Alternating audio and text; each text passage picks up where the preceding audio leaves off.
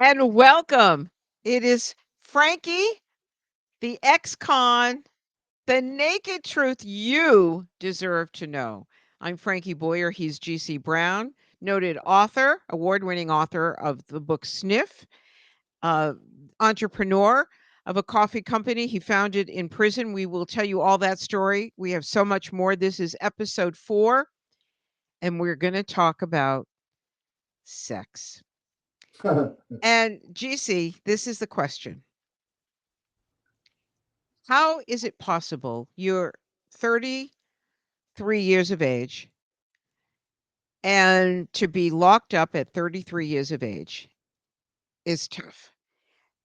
Tell me, what's it like behind bars when the need for sex happens, and how do you masturbate if you do masturbate, and what happens in prison? And Well, are there I'm sure there are a lot of men that become bisexual when they're in prison. I don't know. I'm asking these questions, and I'm sure many people are saying the same thing. What the heck yeah. happens?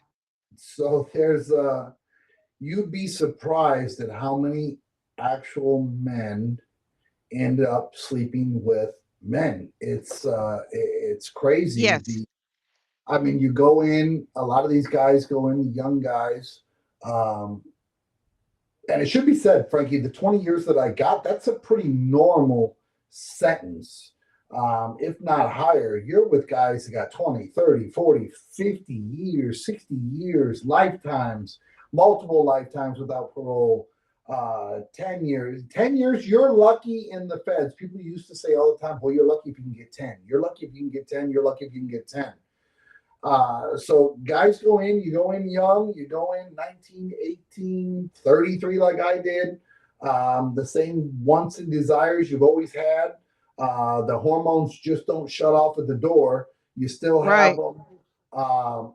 A lot of guys, you'd be surprised. You meet guys and you're working out with them, and you get to know them, and pretty soon they're sitting at the table with guys that you know are wannabe girls or just the homosexuals. It's a big thing in prison, and then you go out to a visit that weekend, and you'll be out there at visit, and you'll see the guy walk up, and he'll kiss his wife, and he's got kids and a beautiful family, and meanwhile he's in prison, either turning tricks or he's got a boyfriend, or he's sleeping with a guy and he's the guy, or whatever you call it. But Yeah, yeah. homosexuality So runs how rampant. do the guards just close their eyes and not look, or how is it even I mean, possible? it's you got showers, you got bathrooms, you got cells, you got lookouts, it happens. You wouldn't think it does. The cops, it's more or less. I mean, the cops, 90% of them, of the guards, are males, hanging out with a bunch of inmate males. So it's laughing and joking. And a lot of the guys get close to the cops. I mean, they're there 8, 10 hour shifts around us inmates. So it's hard for a lot of them to tell or to report. And it's a big joke. The big homosexual stuff in prison is a big joke. It's whispers, it's innuendo, but don't mistake it that if you do get caught and you get a bad cop, you're going to the hole, you'll get sent to a different prison um, most of the time. Uh, but it happens. It happens all day, every day. Masturbation happens in the shower. You make sure you wear shower slides to the shower. That's for sure. Um, Yeah, I Guys go bet. in the room, they put the towel up, they talk about they say, "Oh, I got to go in there and use the bathroom," and they're in there Yeah, doing other yeah. things. It's just the hormones don't stop, and So what is the percentage, would you say, give me a rough idea, in federal prison where you were, of the men that were having sex with each other? it's actually a pretty small percentage. Um, in total. It's actually a pretty small percentage, but I wouldn't know a number. It's a compared to the entire prison population, it's pretty small. I don't have a number. There's a table But everywhere you I would, go. There's a group. There's for sure a group. yeah, and I would suspect that people were very open to it because it is prison and no judgments. Oh no! They're not open to it. You catch it depends on what race catches you. If it's it's a big no no in the white boy car. It's a big no no in the Muslim car. Um, it's you don't catch many. You don't catch many of them in the Islander car. You don't. I don't know that I've ever caught one in the one's been caught in the Asian car. It just depends on what group you're with, what Yeah. prison you're at. Um, there was like the Texas prison. That was in a gang unit. There were probably only 4 or 5 guys that were out in the open, and you knew they were called the girls, and they sat at their own table, and you'd see them. You'd see guys coming by, going out and buying bags of commissary, and you'd see them dropping it by the girls' room, and what are you doing? He borrowed me some food, but you knew what it was, but you just it wasn't out in the open, and it's definitely not acceptable at most places. Um, but then again, a lot of guys don't individual stuff. A lot of guys are there just to try to go home, and the smallest little thing can kick off a riot where you've got hundreds of people trying to kill each other. So when you get to a prison, depending on where you are, your car or your group or your race will sit you down. When you get off the bus, some groups will hand you a knife and tell you to keep this on you. You need it on you at all times. You're in trouble if you don't have it on you. Um, there's groups that'll hand you Bibles. There's groups that'll tell you don't have sex. There's groups that'll tell you, hey, listen, no gambling. If you're going to do drugs, make sure you pay for it. No credit. There's so many rules and so many different cars and so many different. It's the world. It's a world inside of Sure. the world. It's just because you're So behind those fences or behind those walls, it's still life. And the same things happen in there that happen out here. Guards have sex with inmates. That's all over the news. You hear that all the time. It's the same thing in here as out there, or so vice versa. in the movie Sing Sing, there is a scene early on in the movie about cocaine, and you've mentioned drugs. Yeah. Uh, why are we not seeing more being done? And this is what I think so many people. First of all, there for the grace of God go I, because any one of us, given at any time, could be in a position. I just read a story of a couple that took in an elderly couple to help them, and they were busted and they wound up in the prison system. And I mean, just Oh, horrible stories. These horrible. stories are real and they're happening in this country today. But for the most part, why are we not exposing the drugs? And my question is a hard question. Is it because some of the cops are dirty cops? Is it because they're dirty guards? Is it because they're everybody is on the other end of the payoff? Well, so let me give you a couple examples and then I'll let the listeners decide.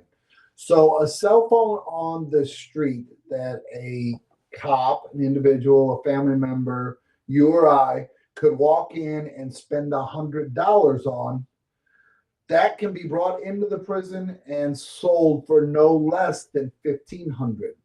So let's say a cop brought in 10 phones in the bottom of his lunch pail, um, or drugs or anything else. Your greed is at every level. But if you can spend $1,000 on prepaid phones and walk them through the gate to manage to get them onto the compound, and you sell it to a guy that you've made a deal with, and you can pocket $15,000.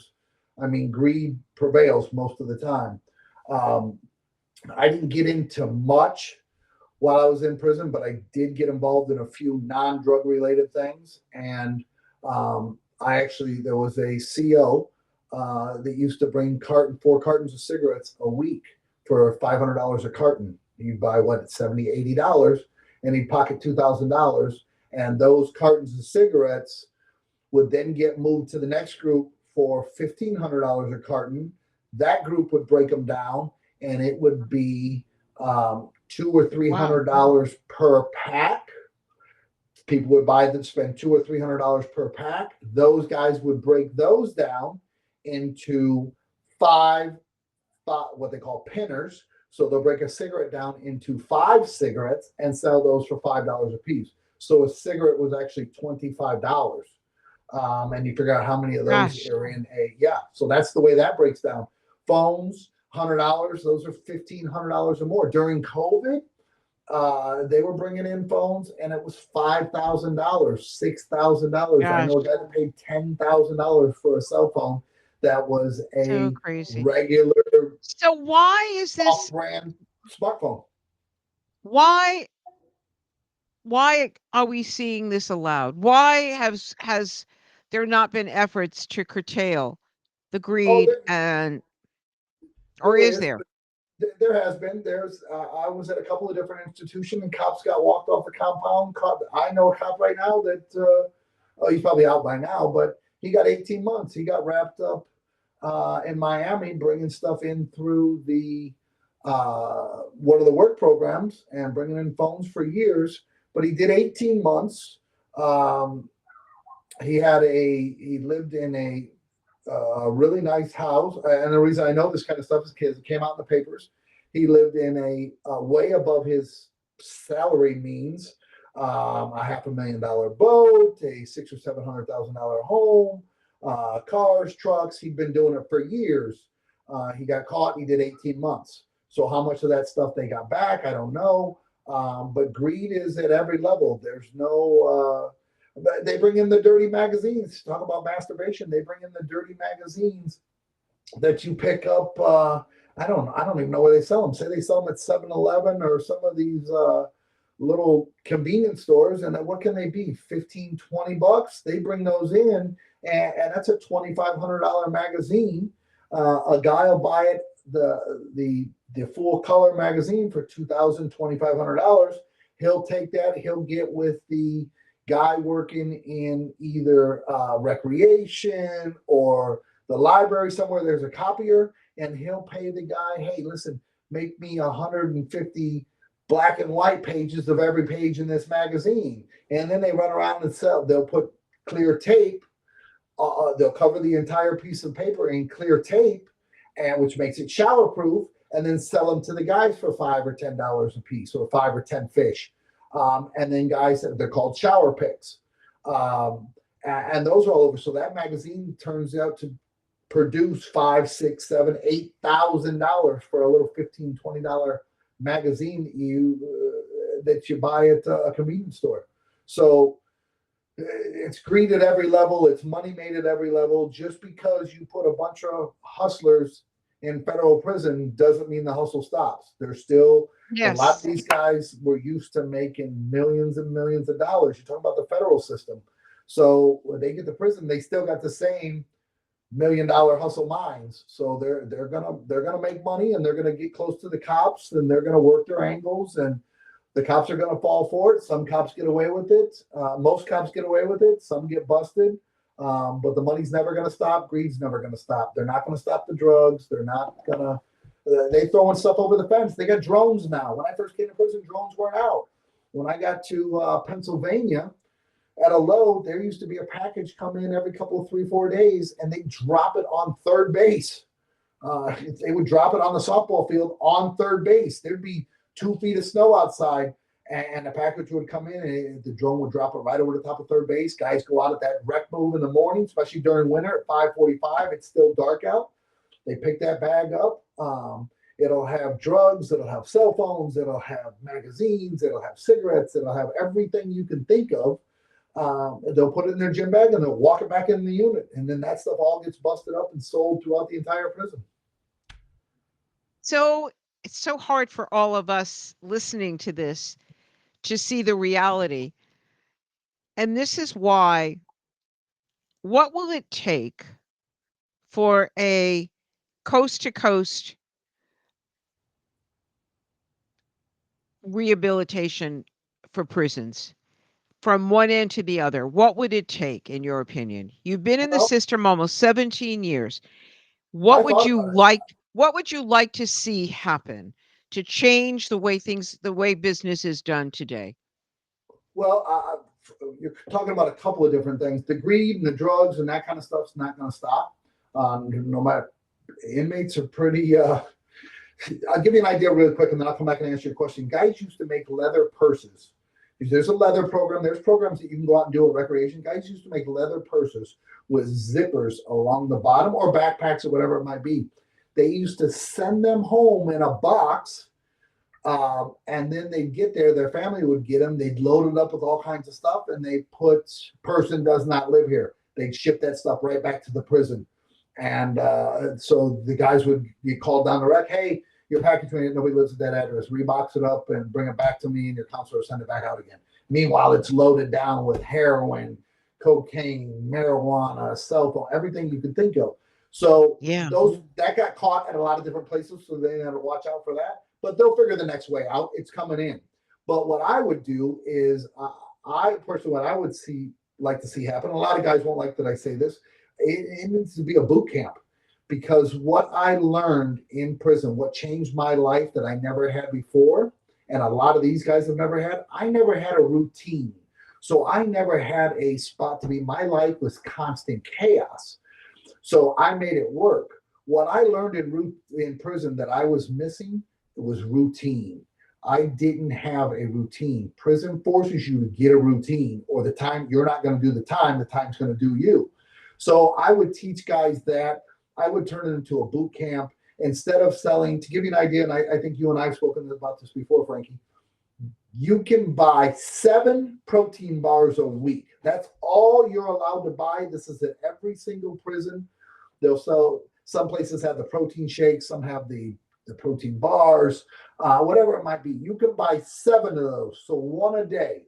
You're lucky if you get to a spot that has the protein bars and the protein powders, because then you can get 2. You'll have 7 for each one, of 7 of each one for the week. Now you can buy 150 honey buns. You can buy 150 cakes. You can buy 150. You can spend your whole $360 on Snicker bars if you want. So Mhm. what's happened is guys sit around, they get depressed, they buy and eat all the sugar stuff that is terrible for you. The commissaries are not healthy, and then they wonder why you came into prison healthy and leave unhealthy. I can't imagine how much of our federal budget goes to medical expenses inside a prison. And instead of fixing that, guys develop diabetes, they develop everything that sugar and salt does to you, Yes, yes, and the yes. preservatives. So I would change the entire commissary. I would make men get up in the morning. I would make them do push ups. I would make them do sit ups. I would make them find a purpose, or at least kind of direct them. There is no rehabilitation. You're not made to do anything. And guys do want to do things, believe it or not. When I first started the Pennsylvania, I always bring up the Pennsylvania prison because I was there for 5 or 6 years. It was my longest stay. So when I first got there, I used to set up cones, the regular cones for construction site. I used to set them up on the soccer field, and I'd set up 10 or 12 of them, and that was my routine. I'd go out in the mornings, especially on Saturday mornings, and I'd do 15 push-ups at one. I'd sprint to the next one. I may do sit-ups there, and then I do sprint to the next one. That may be jumping jacks, and I'd run the hill. There was a hill. I'd come back down. I hit 4 or 5 other different cones, and I started out by myself. A couple weeks later, there was 3 or 4 of us. When I left that prison, I'd look back and there'd be 50 people behind me, Frankie. 50 of these Nice. guys that had never worked Yeah, out in their yeah. entire life. Never. They just never knew what to do. Nobody ever taught them anything. No one ever really cared. So I started, for all intents and purposes, I started giving a shit about people and about these guys. And I mentored so many people. And I kid you not, Frankie, my entire bid, I talked to so many people and helped out so many people along the way and just gave them directions, things that I had learned throughout my life and in prison. And people would just soak it up. I mean, that's what I would do. I would just make people understand. The thing with working out is, and I knew this before prison, it's hard for somebody to stick through something until they actually see some results. So Yes. in prison, you have no choice. When you're out there on the record, you have there may be, like, there was, say there was 30, 40, 50 of us doing these things, there'd be another 200 people sitting on the hill laughing and joking and pointing fingers, and you didn't want to be the guy last. You didn't want, so it became a competition between 40, 50 guys, and guys turned out to have just incredible, you got, everybody knows when you come out of prison, these guys, a lot of these guys have physiques that never had them before, because you learn that. Now, if you take and extrapolate that out to what the mind can do, uh, you can change your life. And that's what I did. I changed my life. I've said it many times. I did not do what the government said I did, but I went to prison. I became a completely different human being all the way around. And I learned that all in prison, not from them, just because I have my own personal drive. Um, but there was a whole group of people following me around all the time that learn to get that drive. And a lot of those guys I still talk to today, and they're still doing the same things. And they're out of prison. They're out of prison. And I know a lot of them. And you got to, when there's an 80% or 78% recidivism rate, and I know as many people that I know outside of prison now, they made it. They made it. They learned things in prison to make it without going home So and you doing the can, stupid stuff. you can break free, and I would love to see more programs like Sing Sing's arts program, because you could just see what a difference what a difference that the arts and theater made in the lives of these men. Oh yeah, I bet. I haven't got a chance to And see the movie yet, but and Frankie, you'll enjoy it. Tell yeah. me, the female guards. I just can't even imagine what female guards in a male prison is like. I just can't even imagine. Well, I wonder how far in I should go on this. It's the same for. It would be the same for a male being a guard at a female prison. So it's so I'll tell a story, and a lot of guys know the story along the way. There was a female officer. I was actually removed from the Pennsylvania compound because of it after 5 years or after 3 years. But I basically had a girlfriend on the compound for all intents and purposes.